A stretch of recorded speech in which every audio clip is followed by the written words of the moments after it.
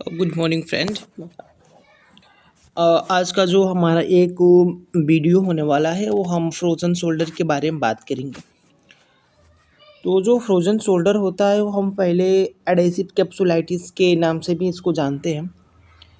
हम इसको देखने से पहले देखेंगे कि हमारे जो शोल्डर का जो मेन एनाटमी है वो कैसे है और हमारे किन पेशेंटों को ये ज़्यादातर चांसेस हैं जो पेशेंट इससे कंडीशन से ग्रसित हैं उन पेशेंटों को क्या टैबलेट्स क्या रिकमेंड करेंगे कि हमारा जो पेन है वो कम हो और इसका ट्रीटमेंट ऑफ प्लान क्या है, सारी चीज़ें इस वीडियो में हम कवर करेंगे। तो हम शुरू करते हैं आज का एक वो छोटा सा क्लिप। तो सबसे पहले आप वो देख सकते हैं कि ये हमारा एक शोल्डर्स है। तो इन शोल्डर में आपको पता ही है कि जो हमारा शोल्डर बोन है वो हमारा स्कैपुला और शोल्डर जिसको शोल्डर ब्लैड भी बोलते हैं और हमारा ह्यूमरस मिलकर सारी चीज़ें ये हमारा एक शोल्डर जॉइंट बनाता है। और इससे जो हमारा शोल्डर जॉइंट जो बनती है इससे हमारा जो एक्रोमियल जॉइंट होता है, ग्लेनो ह्यूमरल जॉइंट होता है, इनके बीच में हमारा छोटा सा स्पेस होता है जिसको हम ग्लेनो ह्यूमरल जॉइंट स्पेस बोलते हैं। ग्लेनो ह्यूमरल जॉइंट स्पेस, सबसे पहले मैं आपको ये बता दूं कि ये जो हमारा शोल्डर है, ये जो हमारा ह्यूमरस का जो हेड है और ये जो हमारा ग्लेनोइड कैविटी ऑफ स्कैपुला है।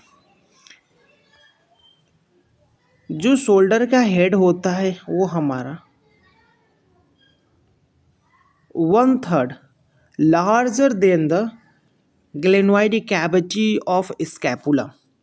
इसी की वजह से जो हम अपने हाथ को चारों डायरेक्शन में ऊपर नीचे दाएं बाएं आसानी से कर सकते हैं। एज ए कंपेयर आप जो कूल्हे का हड्डी है यानी कि जो हिप जॉइंट है, आप इतनी फ्लेक्सिबिलिटी के साथ पूरे डायरेक्शन में मूवमेंट नहीं कर पाते क्योंकि उसमें जो हमारा हेड होता है, ये हेड हमारा एसिटाबुलम में पूरी तरीके से इम्पैक्ट रहता है, जबकि ये हमारा शोल्डर में होता है ऐसा कुछ नहीं है।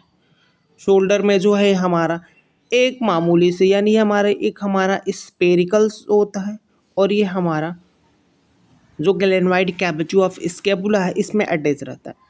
और इससे ये है कि जो हमारा डिसलोकेशन की चांसेस ज़्यादा रहती है।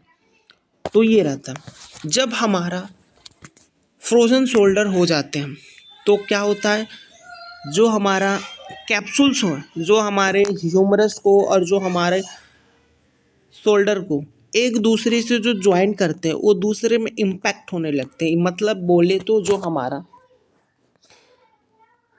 बोलने का अर्थात मतलब ये है कि जो हमारा ये शोल्डर यानी कि जो हमारा ह्यूमरस और ये जो हमारा ये बोन स्कैपुला, इन बीच में जो हमारा टेंडन, जो हमारा लिगामेंट और जो हमारा फाइबर और जो हमारे कैप्सूल्स जा रहा है, ये कैप्सूल क्या होते हैं, एक दूसरे से अटैच्ड हो जाते हैं। यानी कि जो हमारा स्पेस बोले तो हमारे जो स्कार्स होते हैं, स्कार्स टिश्यूज अकर हो जाते हैं।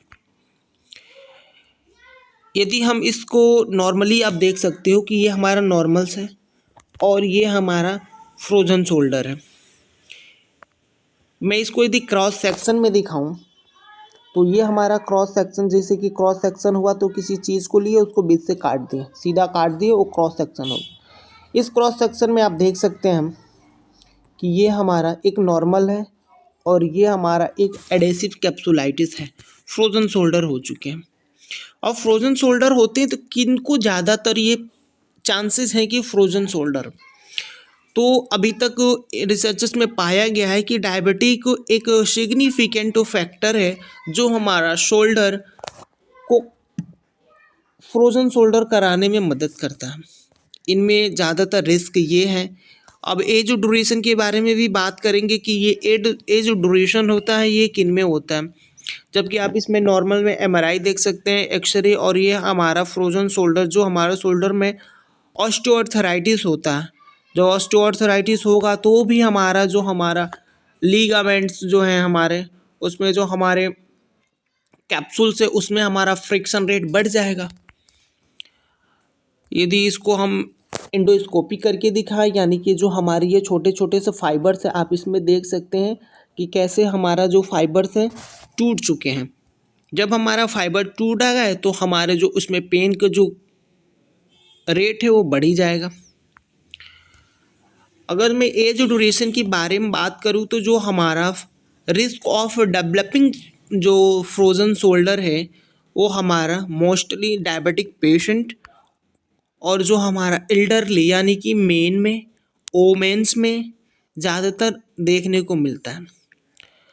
यदि हम इसके ट्रीटमेंट ऑफ प्लान की बारे में बात करें, अब हम इससे सफ़र कर रहे हैं कि अब किसी पेशेंट को फ्रोज़न शोल्डर हो चुका है तो हम क्या ट्रीटमेंट देंगे। तो ये ट्रीटमेंट हमारे एक और टैबलेट्स आते हैं, कैप्सूल्स आते हैं जो हमारा 0 स्ट्रिप टोटल्स के नाम पे आते हैं। 0 स्ट्रिप टोटल्स के नाम से एक कैप्सूल आते हैं जो हमारा एक्यूमेंटिस हेल्थ केयर फार्मास्यूटिकल्स इसको मैन्युफैक्चर करता है। इसमें क्या रहता है, इसमें हमारा नेचुरल एग सेल मेम्ब्रेन रहते हैं जो हमारे शोल्डर्स को, जो हमारे जॉइंट को मोबिलिटी प्रोवाइड करता है। जैसे कि आप इसमें देख सकते हैं कि कैसे कितनी स्मूथली मशीन चलते हैं। तो वैसे ही सेम कंडीशन है, हम इस दवा को देते हैं और ये हमारा जो नेचुरली तरीके से जो हमारा चीज़ हमारे बॉडी में जाती है, बॉडी में जाने के बाद हमारे जॉइंट्स को जो कैप्सुलाइटिस जो हो रखा है उसमें हमारे नूरिशमेंट्स, हमारे लिगामेंट्स और जो हमारे जो रप्चर हुए फाइबर्स हुए उनमें हमारा लुब्रिकेशन का काम करता है।